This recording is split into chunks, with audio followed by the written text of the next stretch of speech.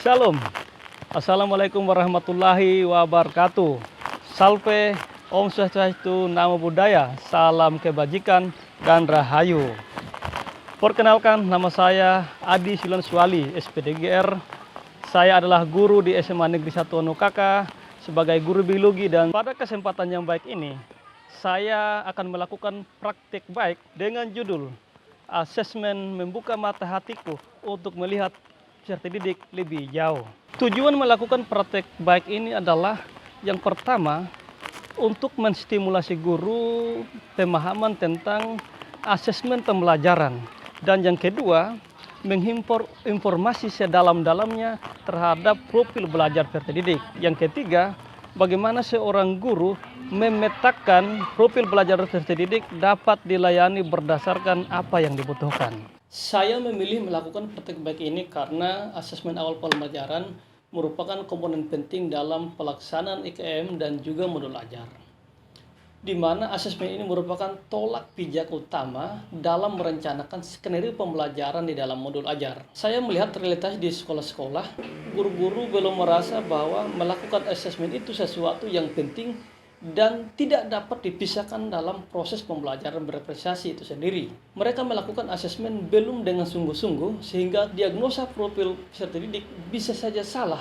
yang berimplikasi pada penentuan model dan pendekatan. Asesmen pembelajaran peserta didik belum mendapatkan porsi dan perhatian serius dari kalangan guru-guru di sekolah. Padahal inilah awal di mana merancang skenario pembelajaran untuk melayani variasi kebutuhan murid di kelas. Sehingga pada praktik baik ini saya berusaha memfokuskan pada asesmen diagnostik non-kognitif dan asesmen formatif pada awal pembelajaran. Beragam tantangan yang saya sering hadapi dalam menjalankan tugas saya sebagai guru, salah satunya adalah bagaimana pemahaman guru. Masih banyak guru belum memahami pentingnya sebuah asesmen pembelajaran, sehingga disetarakan dengan pretest pada kurikulum K13 yang lalu.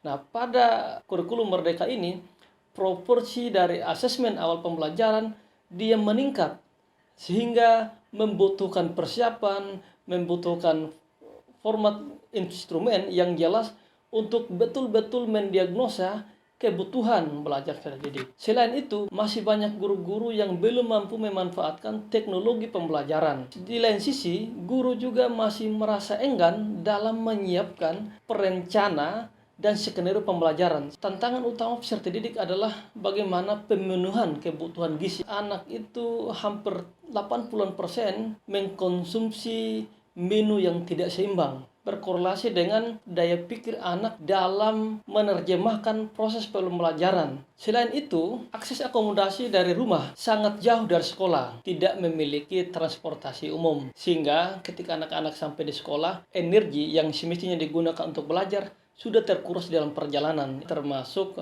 dukungan orang tua. Di kecamatan tempat saya mengabdi masih ada mindset bahwa anak-anak yang berusia remaja wajib membantu orang tua bekerja di kebun, bekerja di ladang. Kami dapatkan di tahun 2003 setelah kami melakukan asesmen, dari 432 anak yang memiliki waktu belajar di rumah itu hanya 13%. Hal ini menandakan bahwa anak-anak mayoritas tidak menyiapkan waktu belajar di rumah. Akses belajar di rumah juga sangat minim, di mana tidak semua orang memfasilitasi anaknya untuk belajar.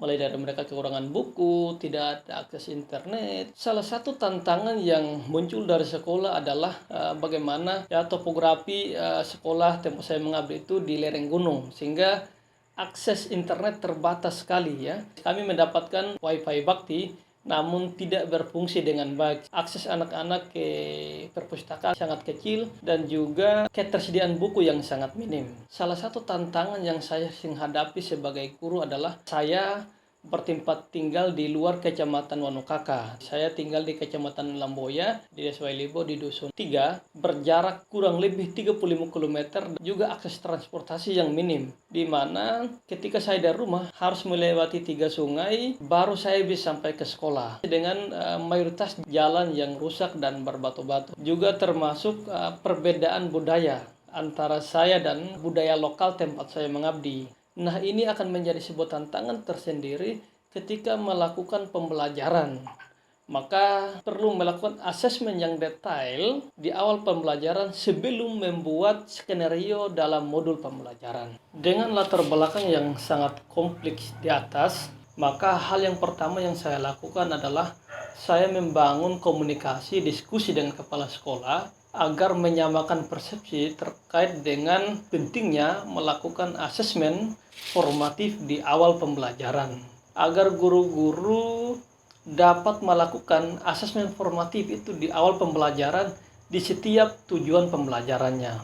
Setelah membangun diskusi dengan Bapak Kepala Sekolah, kami menyepakati adanya pengimbasan untuk melibatkan semua guru. Kami melakukan in-house training, cara melaksanakan, cara mengevaluasi, dan cara memetakan profil pelajar peserta didik. Kami membentuk tim yang terdiri dari tim kurikulum, tim kesiswaan, dan termasuk wali kelas yang akan melakukan asesmen profil pelajar peserta didik terkait dengan kebiasaan belajar, terkait dengan gaya belajarnya, bagaimana dukungan dari orang tua, bagaimana minatnya, bagaimana waktu belajar di rumah, bagaimana berkehidupan sosialnya di rumah, dengan siapa bergaul. Sedangkan untuk asesmen formatif di awal pembelajaran, kami percayakan kepada guru mata pelajaran.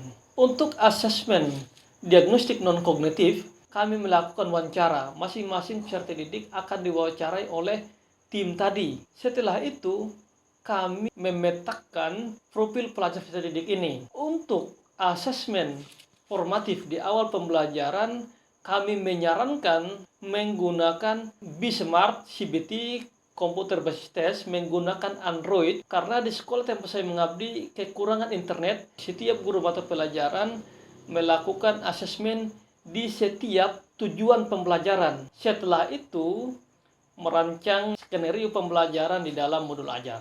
Hasil yang lain adalah profil pelajar peserta didik terpasang di setiap ruangan kelas, di mana setiap guru mapel akan datang di kelas tanpa harus melakukan asesmen diagnostik non-kognitif. Kami melihat hasil bahwa peserta didik dapat melakukan pembelajaran berdasarkan apa yang disukai, berdasarkan apa yang dia mau. Saya juga melakukan pengimbasan di sekolah-sekolah lain, di beberapa SMP, di beberapa SMA, SMK, dan termasuk di sekolah dasar. Dan saya bersyukur sekali bahwa tempat-tempat yang saya layani untuk in-house training menerapkan asesmen pembelajaran ini. Kesimpulan yang dapat ditarik pada asesmen ini adalah sangat penting dilakukan sebagai langkah awal guru memahami kebutuhan peserta didik. Hasil asesmen diagnostik tidak saja memberikan informasi kepada guru seputar kondisi awal, tetapi juga informasi tentang kondisi kesiapan belajar peserta didik